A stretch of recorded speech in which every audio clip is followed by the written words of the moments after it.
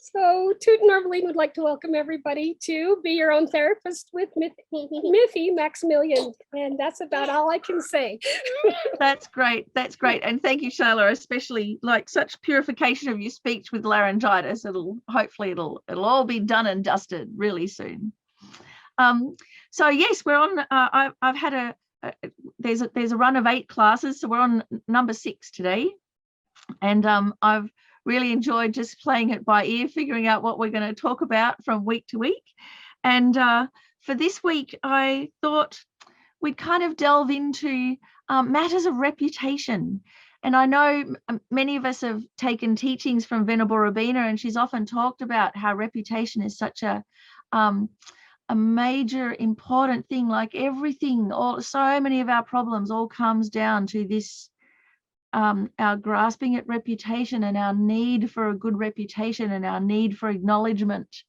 So I thought we kind of delve into that a little bit today, because really what does matter most to us is how others view us. And if we feel misrepresented or misunderstood, it's almost unbearable. Not only that, we crave acknowledgement or recognition. We look for thanks, we look for compliments, right down to just in day-to-day conversation. We look for people to nod their head back at us and to go, oh yeah. And if people don't, we can get quite disconcerted. So I found this, I had to adjust way before even COVID and coming online, leading meditations. So in a group and having a little bit of a discussion about it. And of course, meditation's a very interior thing. So as the group gets more into contemplating what we're talking about, maybe I'll give a little bit of background beforehand, they're getting more and more interior.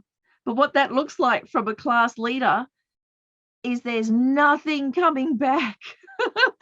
No one's responding. And I'm just thinking, wow, like, are they all statues? Are they fallen asleep? Like, is this just falling on deaf ears? And so then I'd ask a few questions and be like, no, people are really thinking about it, but they've gone all interior. So I noticed, I can't take it personally. It's actually a good sign, but I had to kind of think it through. And then, of course, then leading classes online, and I can't even see half of you. I'm talking to a square, round box, a bit like hell in 2001. And in my mind's eye, you're all there. So just to function as human beings, we need recognition and like to be mirrored back at ourselves to even know that we exist, that we're making an impression, that things are getting through, that we're communicating, that we can connect. So it goes down to this really, really fundamental instinctual level. So sometimes, and so I just kind of thought I'd give a bit of background before we set our motivation for today. Sometimes we, like if you've ever gone overseas and experienced culture shock, often it's because how we're looked at or responded to is different from what we're used to. And so it throws into question who we are. And I had an experience of this, not from going overseas, but in Melbourne when I moved into an Orthodox Jewish suburb. And it was fantastic because for the first time in my life, I was ignored, not because I was a punk and had pink hair, but because I was a Gentile. And I thought, oh, well, fair enough, So I'd go into a shop and I'd be the front of the queue, and like everybody on either side would just be served. And I'd just be there. No one paid any, they didn't even see me until the shop was empty. And then they go, oh, right, what do you want? And it was great. So it kind of threw me back on how much we rely on recognition from others. And at least, this was a really nice way to figure it out. So it happens, we rely on it, whether we're aware of it or not. And actually, we only become aware of it when it changes in some way. So we go into a new environment, or we have a new job, or we go from a job where we were the top of the pile to a job where we're the newie. And so how people look at us changes. Or, if we lose our hair or we have an accident or something like that and our appearance changes, how people respond to us also changes. Either way, whether we're aware of it or not, we're beholden to it. It still works on us and it still affects us. So it's in our best interest to become aware of how it works on us. Because also, if we've ever felt shy or embarrassed or intimidated or nervous in a group of people, this also is because of our incredible attachment to reputation and need for a good reputation, but also how we grasp at that and how people reflect us to ourselves as being us. And if we're not reflected anymore, then we feel like we've disappeared. And if we're not used to that, if we haven't done our selflessness, emptiness of self and emptiness of phenomena meditation, that's a terrifying and disconcerting thing. Once we start bringing this on board, then it's liberating, because it gives us all the room in the world to move and to change and to put forward our best self instead of fall into a heap of identifying with all of our worst characteristics. So it actually opens things up for us, but only if we kind of can put it all together. The other thing, of course, is that if we've ever wondered, and I've often wondered, you know, when we're in a position of power or in a privileged position in the world, it's very easy to run roughshod over people, to kind of be the entitled classes. So even though I'm a woman and that's like a second-class citizen, I'm also white, and so that's like privileged classes. So when you're unaware of how that plays out, you can, without knowing it, run roughshod over others. So I started thinking, oh my God, am I one of them? I don't want to be one of them. I want to be able to tread nicely in the world and, you know, look after people and not just be kind of indifferent. So I thought today what we'd do is investigate all of this and kind of reputation and how to not bite the hook and how to not panic, as Venerable Robina says. And on a positive note, how to represent. So how to use this natural phenomena to really benefit, to take the power of this natural phenomena. Our reputation and how we are in the world is powerful. We do have an effect on the world, whether we recognize it or not. And so often we're quite disconnected from our power. And that with that power, we can do incredible good. We can benefit others and help others. We can be inspiring just by existing in the world. We can benefit others. So for someone lazy like me, how good would that be? So I hope that sets the scene. I thought we can do our motivation for Be Your Own Therapist. What is the purpose of being alive today? It must be something more important than drinking coffee. Today, I'll develop bodhicitta, leading to the peaceful path of liberation and full awakening for the benefit of all beings. From this moment on, until I go to sleep, I shall stay aware of every action of my body, speech, and mind. And wherever possible, I shall try to help, and at the very least, I will not harm. So again, this motivation is really nice, because we can become aware of our actions of body, speech, and mind, and actually see just by existing, by being with others, whether we're overtly doing something or not, we're still connected. Whether we feel connected or not, we're still connected, and we're still having an effect.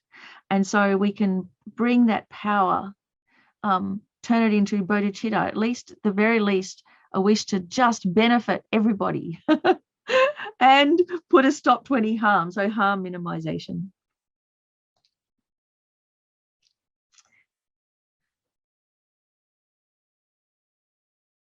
So why we bite the hook, why we get sucked into the fear of having a bad reputation, or people not understanding us, people misrepresenting us, people misunderstanding us, people falsely criticizing us, all of these things why we get sucked into all of this stuff, why we get sucked into the turmoil of it all, biting the hook. And a lot of it's just like this. It's this short-term preoccupation. We miss the big picture and it gets us into trouble. Another way that we can ask this question is, what distracts us from the lasting happiness that we seek?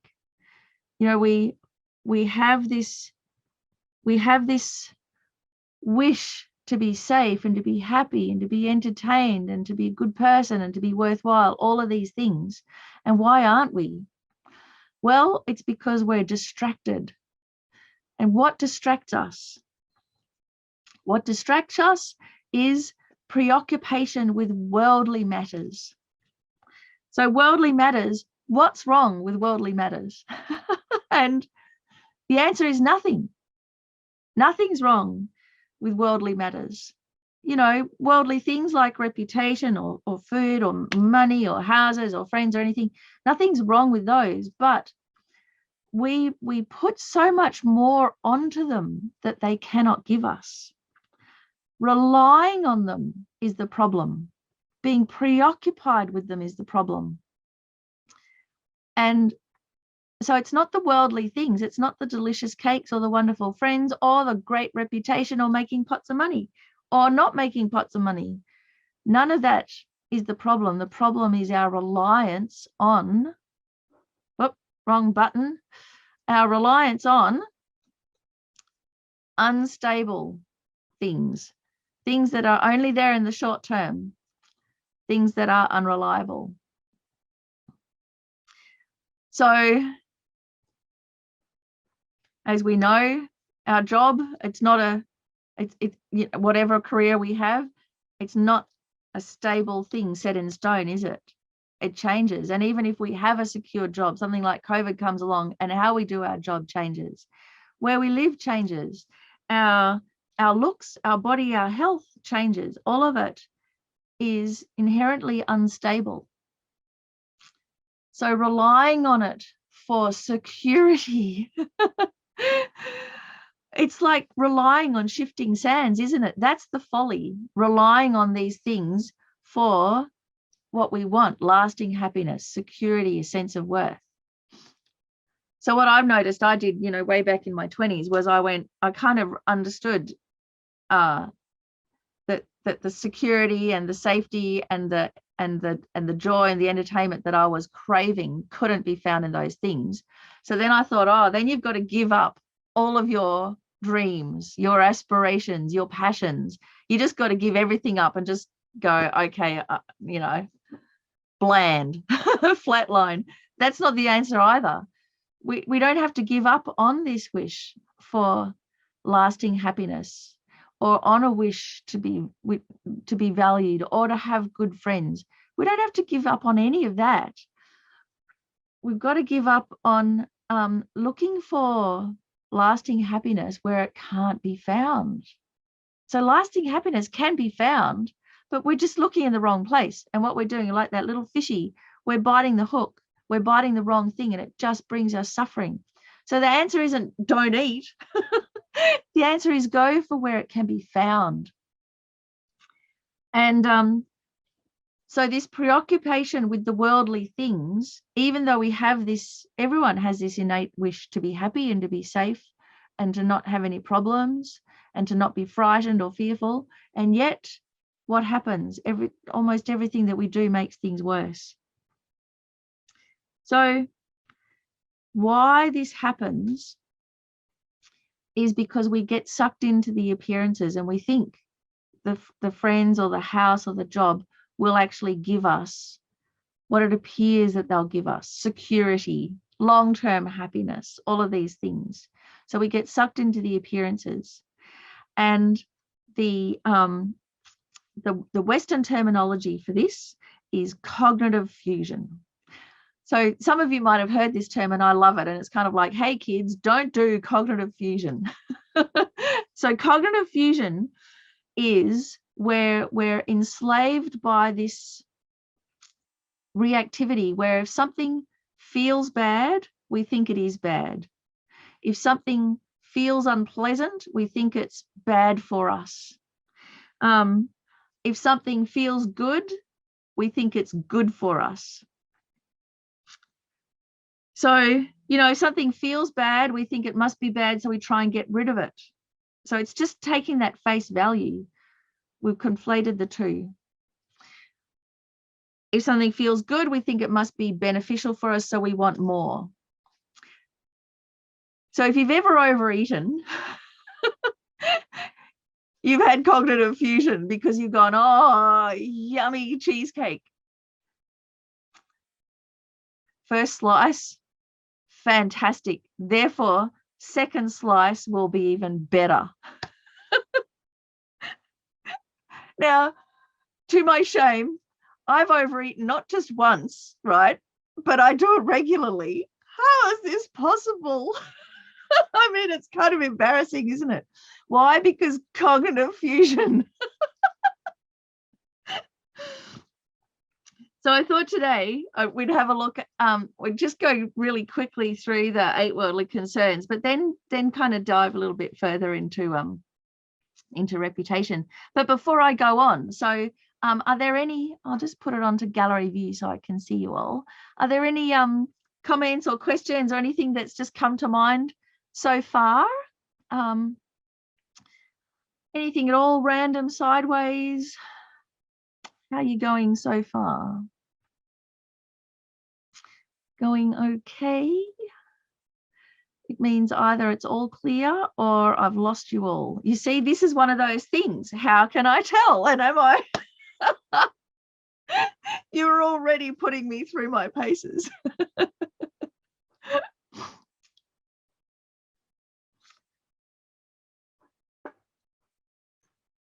So we're enslaved to these worldly concerns because of cognitive fusion, because we see the promise and we believe it. And what happens? We just instinctually judge the worth of our experience by the momentary emotional sensation. So if it's a pleasant feeling, we ascribe a whole lot of importance to it.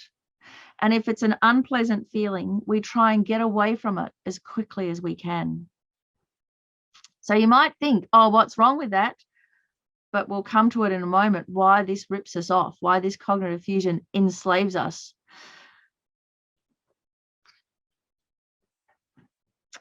Let's have a look.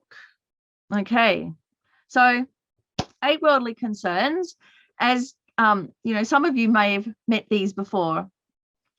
So they're in 4 lots of pairs. One side we're seeking the things that are pleasant, and the other we're avoiding the unpleasant. So the one, we seek pleasurable things, comfort, nice things, yummy things, and we try and do anything to get rid of pain, discomfort, anything that's unpleasant. But all is not lost, because there are some things where we don't get enslaved by the worldly concerns. So for instance, like there's a picture here of a delicious looking chocolate cake. Well, at least to me it is. But if you're allergic to gluten or dairy, and you might love chocolate cake and you might see it, but you don't have cognitive fusion because this is going to make me sick.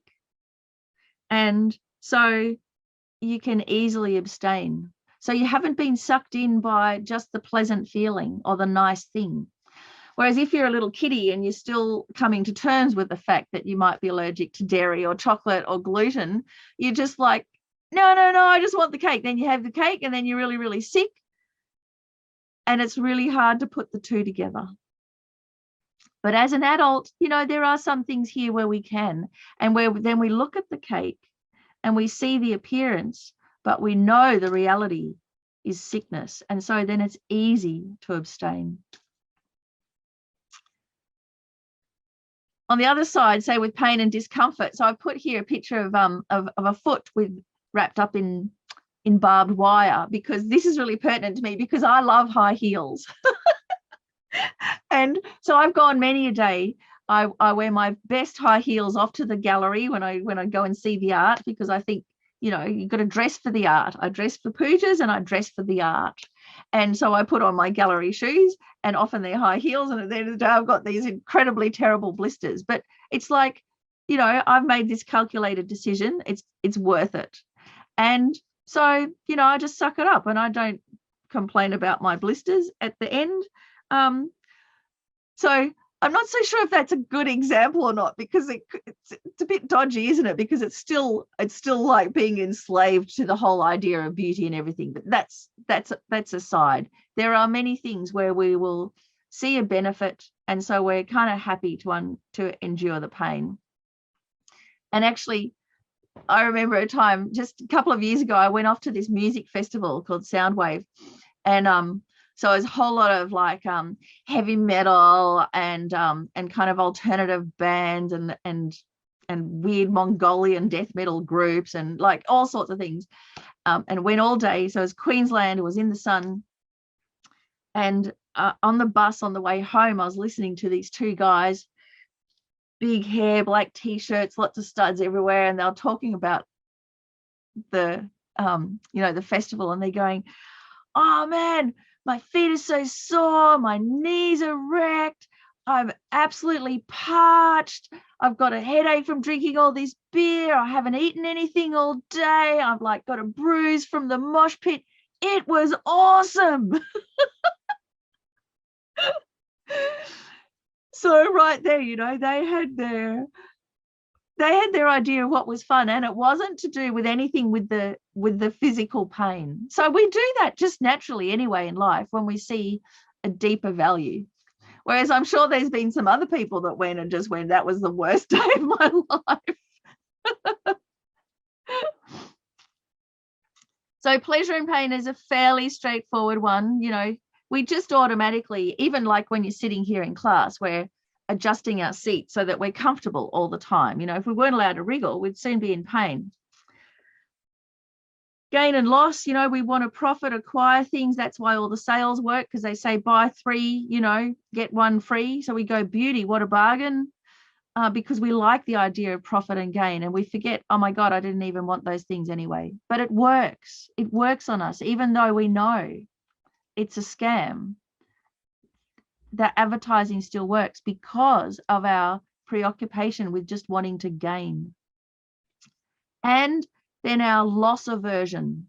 We don't want loss. We try to avoid it at all costs. We hate deterioration. And so that's that whole thing of throwing good money after bad, that we would rather continuously waste our money and pay it into a scam than cut our losses and go, it was a mistake, and release that money. So that's why all the scams work as well. So this one, it gets us, the preoccupation, it enslaves us. Then the praise and blame, we seek admiration and approval and recognition, encouragement. We like people to sing our praises, and we try and avoid criticism, blame, abuse, to the extent that we're terrified of getting feedback, aren't we? We don't want to hear. Like even when I do a newsletter, I don't want people to tell me about all the typos. I mean, I do, but I don't like it.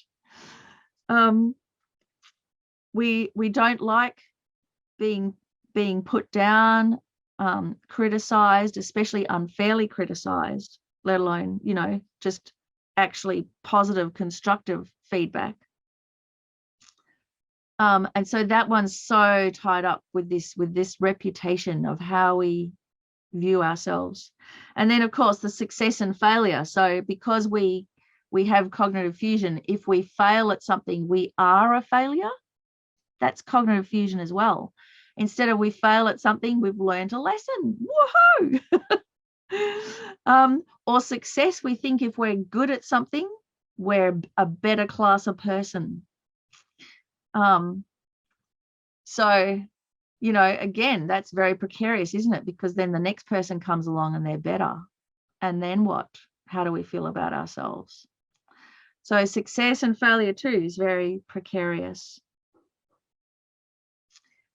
So, you know, with those 8 worldly concerns, when you look at them like that, I mean, what's the ratio of how much they dominate our life? Like in terms of when we're overwhelmed by them, preoccupied by them, sucked in by cognitive confusion, or when we're really doing things in a thought out way. What's our ratio?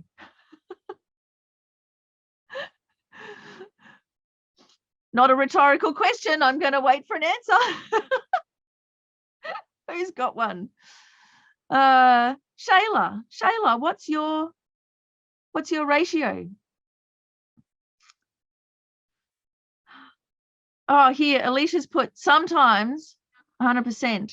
Yes, yeah, that's right. Sometimes it can be the whole day is just dominated by these things. And doesn't it wear us out? Yeah. And we really shortchange ourselves, don't we? Because if we're really thinking about wanting to make our life worthwhile, if we're blown about, pushed around by these worldly concerns, we won't be able to stick at anything. We won't be able to really get through the difficulties because they will become unsurmountable. There's so much fear as well, because as soon as any of the nice things go away or the bad things happen, or if you fail, there's just a lot of fear involved. There's a lot of fear. And Alicia, I think the fear comes because of the cognitive fusion, like the fear of, say, even being embarrassed or being a failure or getting something wrong or making a mistake, and we always try and hide it. Yeah. And that's because we think if we make a mistake, we are a mistake. Yeah. Or if we fail, we are a failure. We conflate the two together without even knowing it. And so then, fear. And it's quite incapacitating. I went back to uni a couple of years ago, and the first assignment that I had to do, I couldn't start it because I was terrified of doing it wrong. And I mean, in my head, I'm thinking, doesn't matter, but emotionally, I was so terrified of emotionally, you're caught, isn't it? Yeah. And that's what catches us is cognitive fusion, that emotionally we so instinctively feel if it feels bad, it is bad. And so as Venerable Rabina says, then we panic. And once we panic, it's too late. Or if it feels good, it is good. And then we become an addict. And both of them, then it's too late. Then already the process has snowballed. That's what I was kind of thinking with people with drug and alcohol addiction. It starts off being really pleasurable and then turns into pain, and it's like you're kind of stuck in that cycle between the two. Yeah, that's right. And the cognitive fusion, because it's that really tight cycle of immediate relief, you completely fuse. You think your happiness comes from the thing out there. Yeah, sure. So, Katie, it's so great to see that you say you miss Soundwave. I miss Soundwave too. It was such a funny festival because all these guys were hitting on me, and they're like in their late teens, and I'm literally old enough to be their grandmother, but they must have been a bit pissed because they didn't notice that. And no, it's okay. That's so funny. I went first when I was like 12 years old, and then went every year until it sort of stopped. Yep. So now I just have pujas. Now I get my blast from the pujas. So with the 8 worldly concerns, I mean, this is the thing. Lama Zopa Rinpoche has written a book about this, because it's so fundamental to how we exist and why the problems and the suffering come. So let's have a look at just one thing of this praise and blame, the reputation. So when we think about our conscience, our conscience, it's a pain system, isn't it? And when we do something that doesn't sit well with us, that's not authentic, or that kind of cheats someone else, we kind of feel bad, and that's like the pain system of our conscience. And actually, in the Buddhist kind of way of describing things and pinpointing our qualities, there are 11 positive mental factors that we have. And of those 11, shame and embarrassment are there and are counted as positive mental factors. And when I came across this, it blew my mind, because I'm like, what? How can they be? They're so painful. But what they're painful about, they are the pain system of our conscience, of our innate sense of fairness. And when we go against that, we feel pain. That's our conscience. And so when our conscience is pricked, what do? Do we try and shut it up, or do we try and do something about it? So shame being a positive mental factor that avoids doing negative actions due to a personal conscience. So it's a personal sense of shame. So this isn't about being shamed or being humiliated. It's not when someone shames you. It comes from within, this personal conscience of feeling shame. So we've all had that experience, haven't we, of doing something and then we're ashamed. We're ashamed of ourselves. And so what it does is it means that we restrain acting badly or speaking badly or even thinking badly because of our own personal conscience. So we might have, someone might be dying with some terminal illness, and we have some really frustrated thought about them, like, oh, why can't they just, get over it, or stop being so annoying, or whatever. And then the moment, and then a sense of shame comes over us. Hang on a second, they're dying, they're sick, they have no control. Who am I to be annoyed with them? And so it refrains us from acting badly, or, it means that we recalibrate our own approach. So it's a natural thing, this sense of shame that we have, but it's not pleasant. It's not a pleasant feeling. So if we are beholden by the worldly concerns of just wanting to get rid of what feels bad and just wanting to have what feels good, we are going to shut down our sense of shame. We're going to cut ourselves off from our conscience, from our innate sense of what's right and wrong, from our innate compassion, from our innate sense of kind of fairness or justice. Fairness, we all have a sense of fairness that's there, but if we can't bear the feeling of shame, we will cut that off. We'll go, I don't want to feel it. And then we become hard-hearted. So shame, it's like the inner watcher. And then embarrassment. So embarrassment is similar, but it avoids negative actions out of concern from what others might think. So embarrassment is when we feel bad in front of others. Shame's a personal one. The embarrassment also functions to stop us from acting out, acting badly. Embarrassment actually is one of those things that keeps society together, keeps it civilized, is a healthy, functioning sense of embarrassment. But embarrassment, again, it feels bad. It's uncomfortable. Who wants to feel embarrassed? Nobody. And from a Buddhist point of view, the main function of embarrassment is, would we act like that in front of our guru? And many times we wouldn't. We wouldn't say those things. Like straight away, we'd be super embarrassed if our guru saw us acting like that. And so what does that do? That functions to make us be a better person. So we might throw a tantrum in front of our family, which is a bit sad because they're the ones we rely on the most, but we wouldn't throw a tantrum in front of the Geshe because we'd be embarrassed. So again, it's an unpleasant feeling, but it's really important.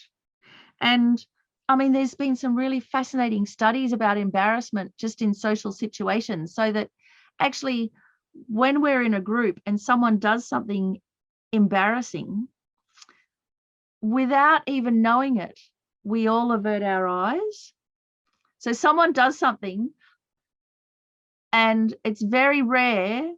It's usually little kiddies that will point and laugh, but everybody else averts their eyes and pretends it didn't happen to save the person the embarrassment. And it's just this way of the social glue kind of working. And if we didn't have that, there'd be nothing restraining our behavior. So do you kind of get it about how they positive mental factors, shame and embarrassment, but they're certainly not pleasant, but they're our friend. What do you reckon? Anything you can dissent? Oh, Sergio's got a thumbs up. Well, that's good.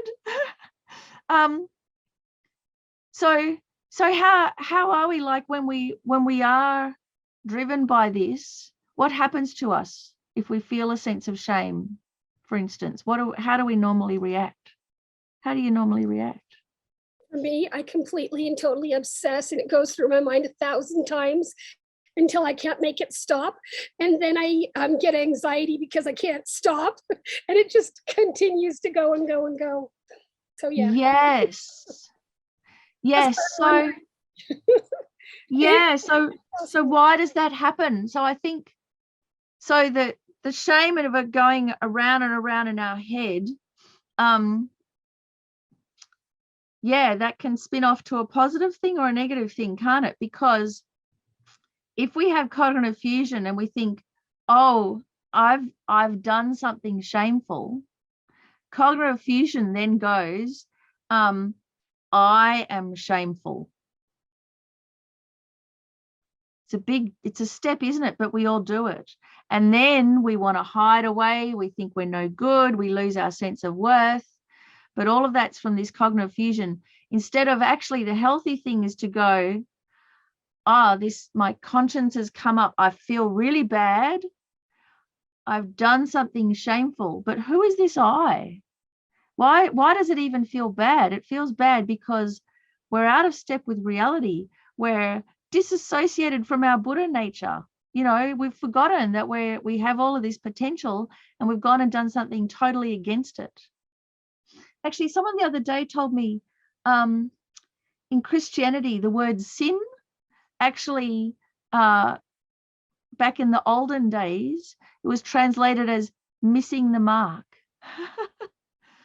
So it's like out of step with reality, missing the mark. And so, of course, it feels bad.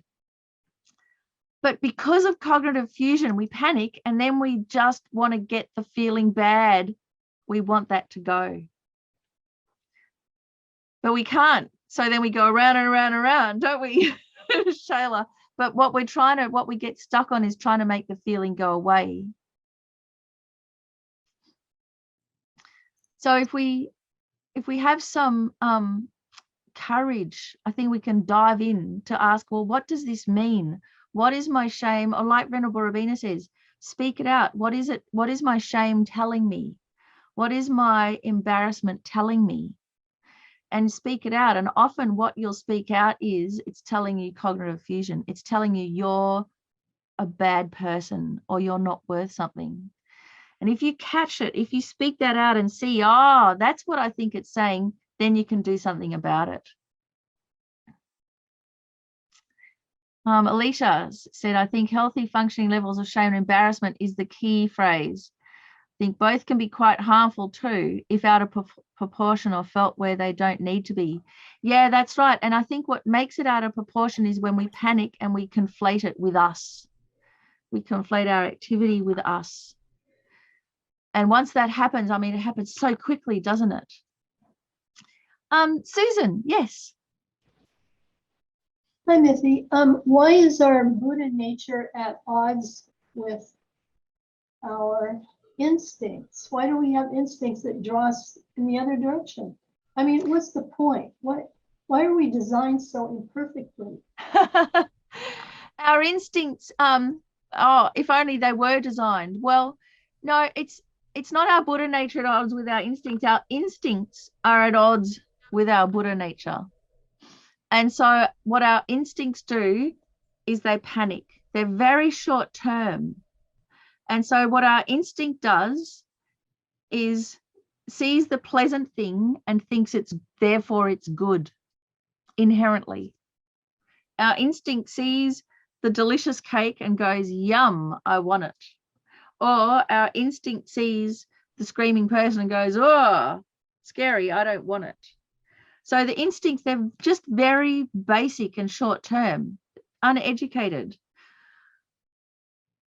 Where our instincts begin to change is when we have a relationship or a family or children, and then we're forced to change. So you've got this screaming baby covered in poo, can't tell you what's wrong. And what do your instincts do? But then something deeper kicks in, a sense of compassion or a sense of responsibility or a sense of care. So our instincts begin to be educated, to become more sophisticated. So that's the point.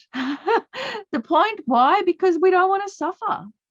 Is it because our instincts are just sort of at a surface level of survival, like on the evolutionary scale, just survive, get away from the danger, you touch your finger to the hot stove, you don't do it again. Well, our instincts are at a short-term survival level, but not all of them, because, you know, many animals, groups like bees and ants, many of those, even those insects, will sacrifice their life for the benefit of the hive. So, you know, that's instinct too. So our instincts aren't always short term, and they aren't always really based. That's just some weird, I don't know, like pop culture thing. Actually, instincts, there are very deep instincts that will go for the benefit of the many. Will sacrifice ourselves, and human beings too. Like, how many times do we hear in the news there's someone drowning or there's a house burning down, and a passerby will race in to save them, and then they'll be lauded as a hero, and then they'll say, I'm not a hero, I'm just doing what anybody would have done. So that's an instinct there to just jump in and save somebody. So our instincts aren't always based in whatever, they're our whatever our baseline immediate response is. And so I think those passers-by, when they see someone, you know, drowning and they just jump in to help, it's because we're they're at a neutral level. They're not overwhelmed by any attachment. They're not overwhelmed by any aversion. They don't have all of their family baggage happening. They're just moseying along in a neutral state. And when we're in a neutral state and we recognize suffering, spontaneously we help. The only reason we don't is because we're overloaded by all sorts of stuff. But just in a neutral state, the instinctual reaction that people have is compassion.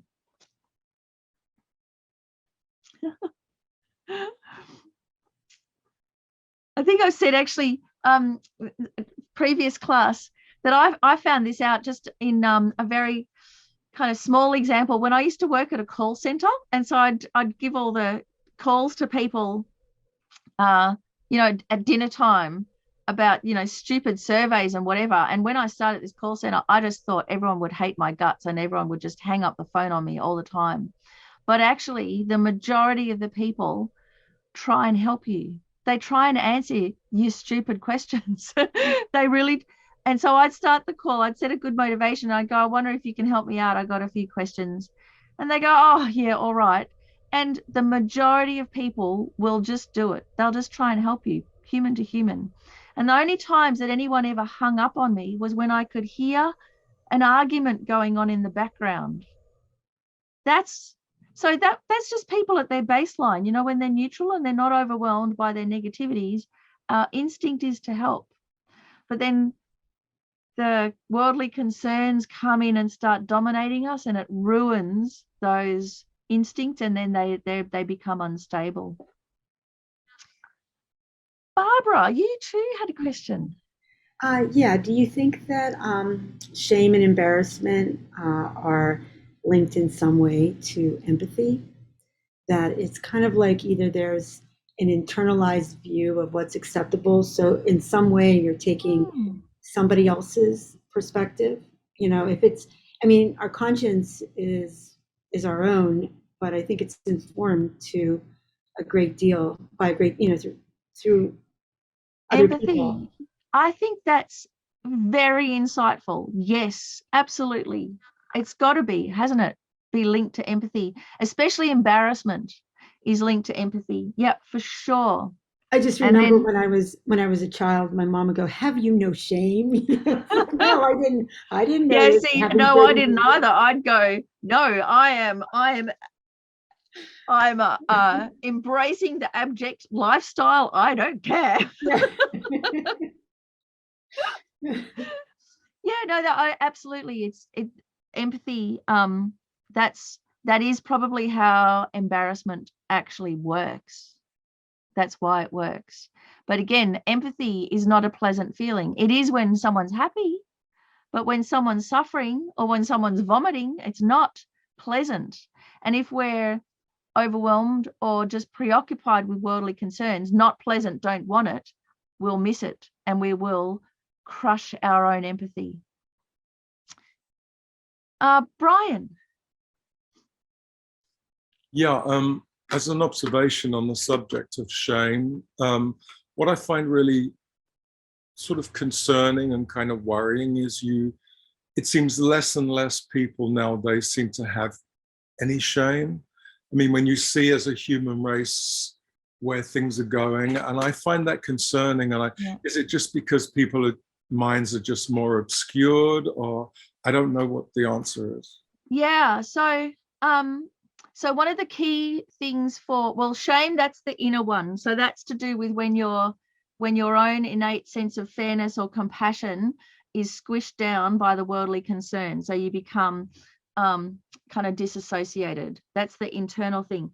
But embarrassment, so that depends on a sense of empathy and also on a sense of, because it's to do with what others think, of a witness. And so what's happened, for instance, with so much of our lives being online, there's no witness. There's no one in front of us. So many people will write things online that they would never say to someone's face in a million years. It's like with warfare, you know, when you're there in front of the person fighting. In the Second World War, you know, hardly any of the bullets hit any of the people because people shot all around the people. They didn't want to hit the person. But once you have warfare that you're just on a computer and the drone is half a world away, because there's no witness, because there's no connection, it's very easy to act badly. So that's a definite reason why now that there is no overt witness, there's nothing holding us back from showing the very worst. And it's definitely true. And it's been really exacerbated by internet. But then also what we can do, so this is also why I put with the eyes, you know, because, okay, so shame and embarrassment, both are positive mental factors that function to restrain negative actions of body, speech, and mind. Just because it feels bad doesn't mean it's bad for us. So yes, we recognize the feeling. This is why mindfulness and just being able to do a breathing meditation and sit with your feelings without being reactive is so important, because we have the bad feeling and we've created some space to not react, to just go, oh, this is interesting.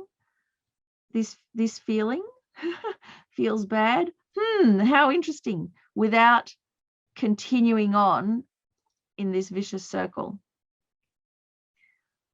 And if we can just spend those few minutes of creating some space and then listening to our shame and really listening to our embarrassment, it helps us to be true to ourselves. It helps us to be authentic and courageous. It helps us be true to our innate sense of fairness and compassion. And in the end, we have like this witness. So, you know, the Buddha, one of the whole reasons of having a Buddha statue, a Buddha there, is because the Buddha's eyes are there. We have a witness.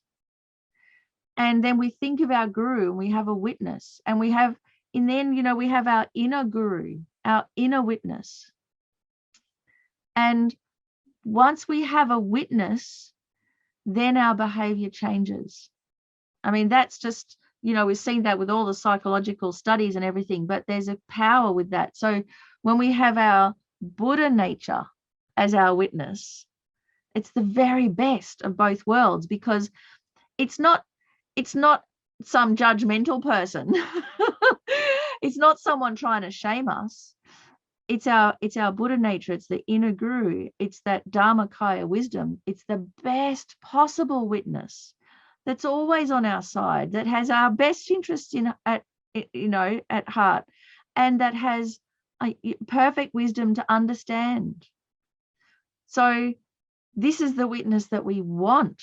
And so we have this. This is why we love being with our gurus, because they're a witness to our Buddha nature when we can't even feel it. They still accept us, even though we're hopeless. You know, they still love us. We can still trust them. They don't have that. They're never down on us, that judgmental thing. It never happens, like, you know, from our precious gurus. And so then we can slowly internalize that witness, which is really different from the judgmental, you know, top down kind of meanness that we usually associate. So normally what the cognitive fusion and the worldly concerns will do is to just try and get away with it, try and get rid of the witness, which is really missing this profound and really powerful kind of transformation that we can go through if we have this inner witness, and our inner witness is our own Buddha nature. That's the very best one, isn't it? And the most encouraging one. So the eyes, I think I've got time to tell you this story. Did I tell you about this, about the story of why in the shops they have, you know, the mannequins at the front of the store? And so it's so that as you walk into the store, you feel you're being watched. And so it stops like, you know, 80% of shoplifting. You have a mannequin at the front. Subliminally, people walk in, they feel they're being watched, they don't steal things. It's just that simple. So a witness is really great. So imagine if there was a Buddha statue at the front of every store. Then not only would we feel like, oh, I better be good, we'd feel so encouraged, wouldn't we?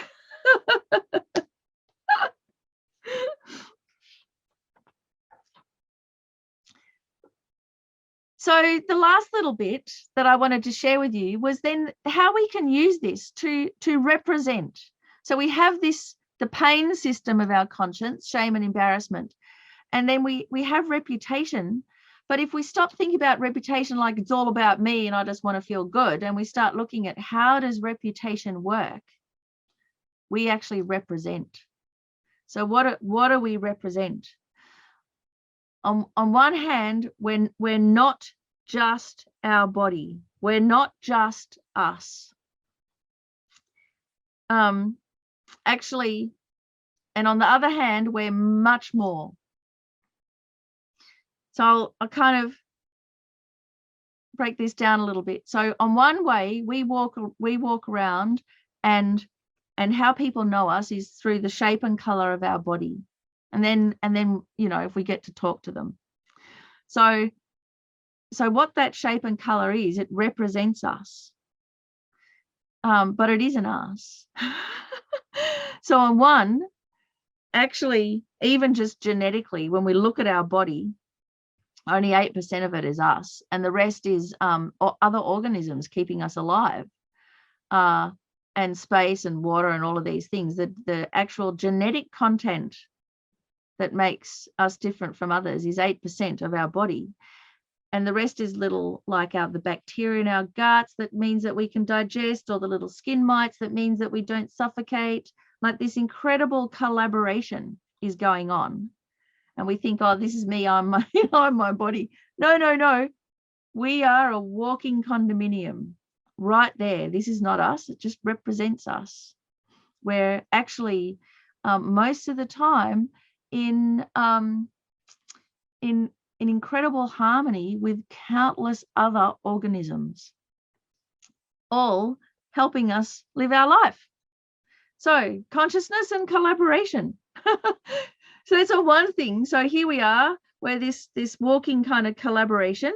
And then not only that, I'll talk about body dysmorphia in a moment, we also represent others. So we represent entire sections of society. So when I'm walking around, whether I know it or not, I'm representing women. And there are many things that what I do, people will extrapolate out and think, oh, you know, all women.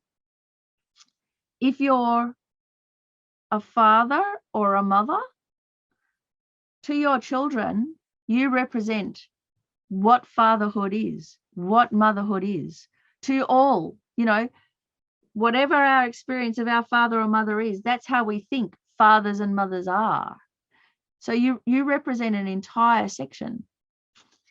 If you're Black or Chinese or, you know, Indigenous Australian, whatever you do, it's not just you in individual, you're representing. You represent all Indigenous Australians. You represent all Chinese. If you're a woman driving a car, you represent all women drivers. So this is just like the state of affairs, but do we recognize it? And do we recognize that incredible power that has, and the incredible responsibility that we have, that what we do. So it's only usually if you're in a so-called minority group that you recognize there's a responsibility. So there's this show on Australian TV at the moment called Off Country. So it's this grant where Indigenous Australians, young kids, school age, high school age kids get a scholarship to go to this really posh school, Geelong Grammar. And so they recognise that what they do, they're representing all Australian Indigenous kids. You know, it's a huge responsibility. And so that's either that can crush you, or it can give you incredible strength, that it's not just about me, that what I do, it's going to affect everybody else, you know, my people. What I do as a woman is going to affect what happens to other women. And when I go to the supermarket, I've been going to the supermarket to get offerings for puja for about, 12, 15 years now. So the supermarket chicks know me, and they know that this strange lady with pink hair that comes and buys heaps of bananas and a trolley full of lollies and soy milk, doesn't just have some really weird diet, but actually I'm from a Buddhist center and I'm getting offerings for puja. So now when I go to the supermarket, I represent, to those checkout chicks, I represent all Buddhists. Actually, I represent Buddhism. So I have to be really good because I can't have a bad day. I can't get snarky at someone in the queue. I can't be rude to the checkout chick because it's not just me. Whatever I do, they are going to think, not just Buddhists in Queensland, not just women, they're going to just think all of Buddhism. So knowing that makes it pretty effortlessly for me to be very, very good, because I have that utmost in my consciousness now, at least in that.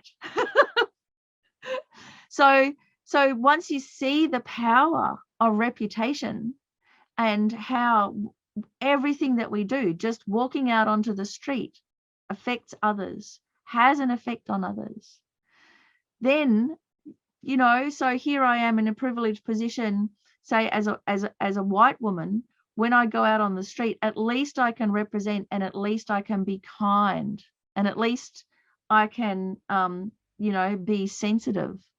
And then that will go some way to, you know, saying sorry for all the things that, you know, done in the name of, you know, white people. So instead of just going, oh, it's too hard, I don't want to know about it, right there, whatever power we have, whether as a mother or someone, you know, at work, or just as a human being, even as a human being, you go out into the bush and you represent all humans. How you treat those animals in the bush is how they're going to think humans are. So even then, there's this power that we can have to benefit others.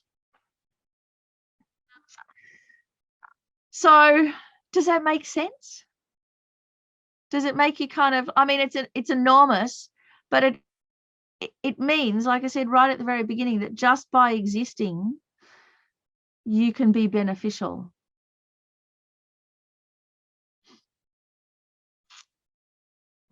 We'll probably run out of time, but if there are any questions or anything needs clarifying or?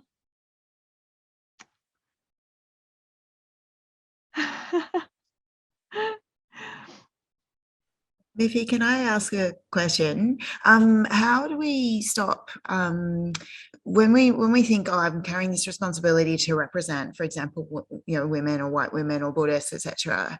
How do you stop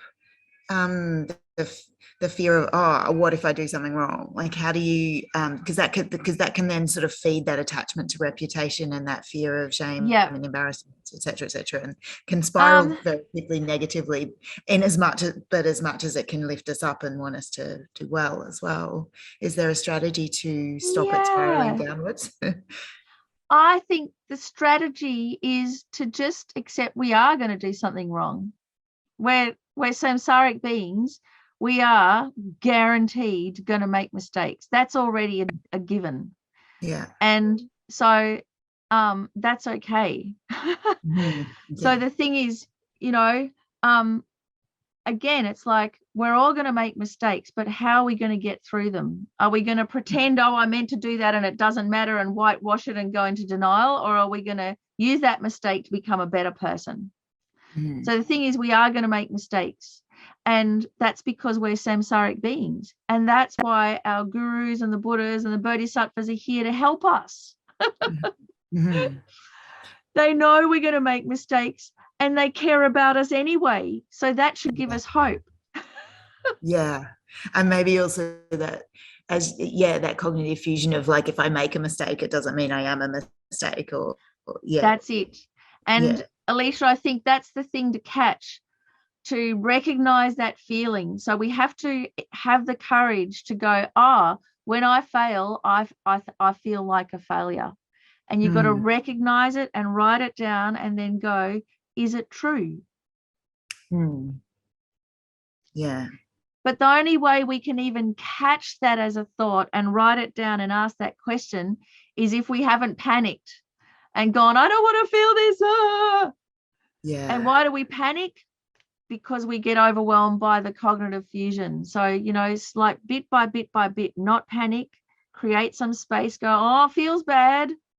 Therefore, ... not making any conclusions yet. Yeah. Create some space, breathe, like your mummy said, count to 10, you know, it does wonders. And then have the courage, like Venerable Robina says, to speak it out, to write it down. Because once we catch that thought and put it into words, we can see how ridiculous it is. Yeah. Yeah. Thank you. Thanks. And we'll have the courage, if we're not afraid of pain or afraid of shame or afraid of embarrassment. We're not afraid of those things. We go, oh, you know, I can withstand them. In fact, they're my friend. I need them. If I didn't have a sense of embarrassment, I'd be walking around in my undies and who knows what had happened. I need a sense of embarrassment.